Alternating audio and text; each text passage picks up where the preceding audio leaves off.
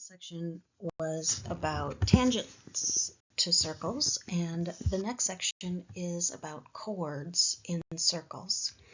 I want you to be able to understand chord relationships and how they relate to arc measures and lengths. So first of all, a definition. A chord to a circle is a line. So I'm going to have you draw a circle. I'm going to have you draw 2 points on the circle, and I'm going to have you connect those 2 points with a line. A chord is a line that intersects a circle twice.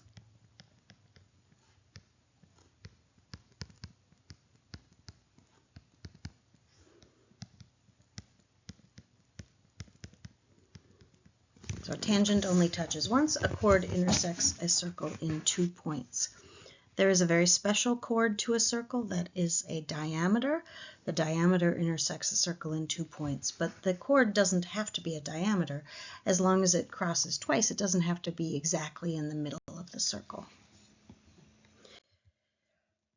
Okay, the first theorem about chords is that two chords are congruent if and only if their central angles are congruent.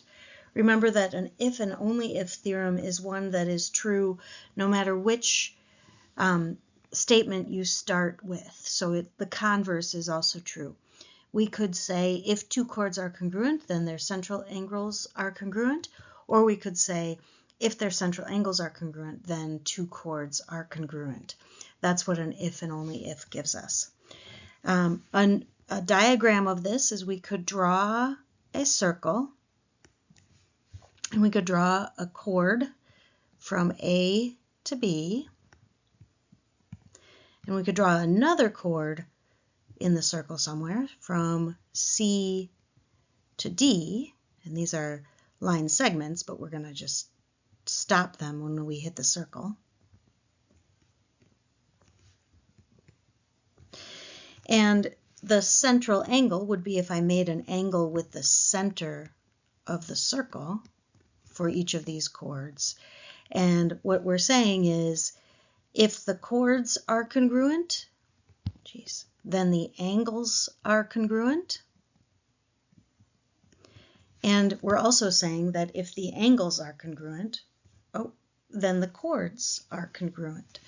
So we're saying if AB is congruent to CD, I'm going to put a 1 here and a 2 here, then angle 1 is congruent to angle 2.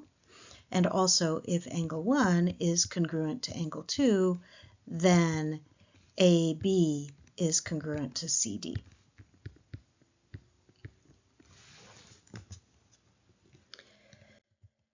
The second theorem is the congruent chord and arc theorem. It says two chords are congruent if and only if their arcs are congruent. So remember that means that we could put the if at the if two chords are congruent, then their arcs are congruent, or we could say if the arcs are congruent, then two chords are congruent. So our picture for that would be a circle.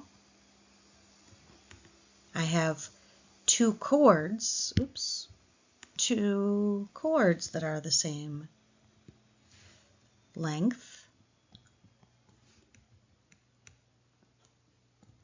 And that tells me that these two arcs would also be the same length. So the difference here is the first one is about central angles, and this one is about the arcs. And then we did some examples in class. And there are two more theorems in this section.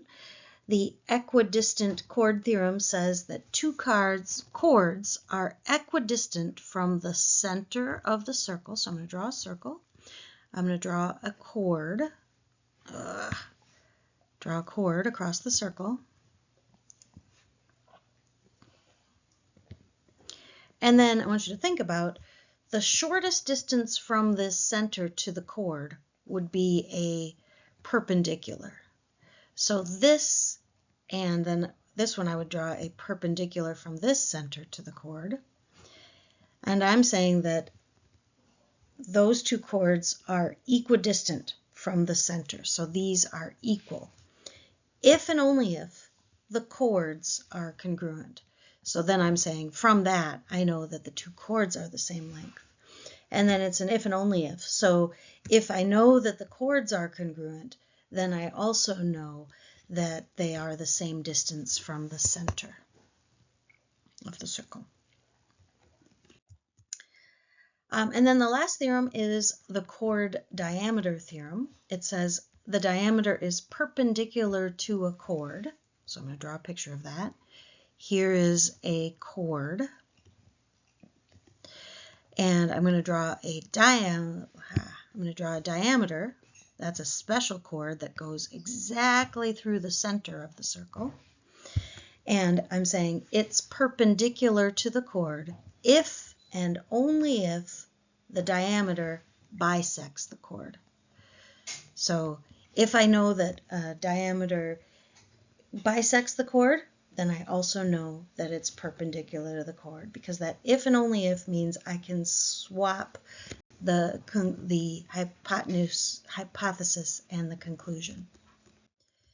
Okay, then you did some board work problems for those type of exercises. I'll make a separate video with the examples.